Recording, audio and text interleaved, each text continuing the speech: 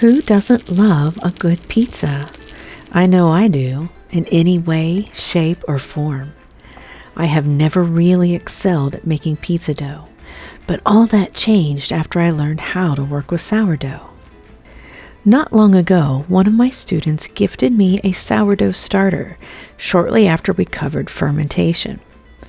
I had tried making sourdough starter before and even used it for pizza, but I have never been very successful.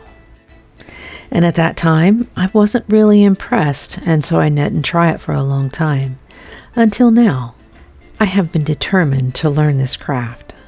And now that I know what to look for at each stage of the process, making sure that the culture and the dough were very active and alive before moving to the next phase, I set out to try it again. I was genuinely surprised and very pleased at how well this turned out.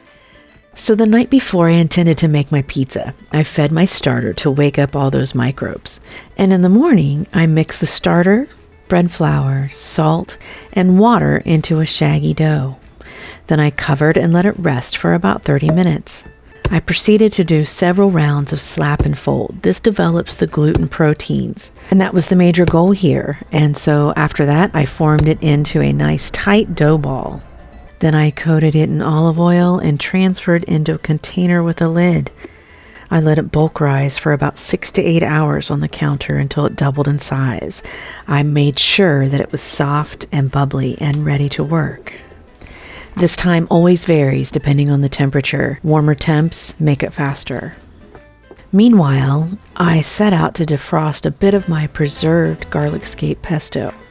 Then I placed the dough ball into an oiled cast iron skillet and gently spread it to the edge of the pan. It still had a bit of elasticity, so I had to stretch it out a few times before adding some of my pesto and fresh mozzarella. I also had a few heirloom tomatoes left over from the garden that I had been saving for just such a special occasion. I doused everything with freshly cracked pepper, some salt, a little olive oil, and some grated Parmesan. Now, I had been preheating the oven to about 500 so that it would be super hot.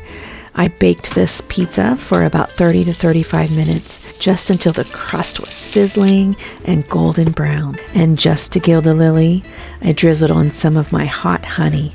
This was unbelievably soul-satisfying, and the leftovers were just as desirable for days. You really need to try this.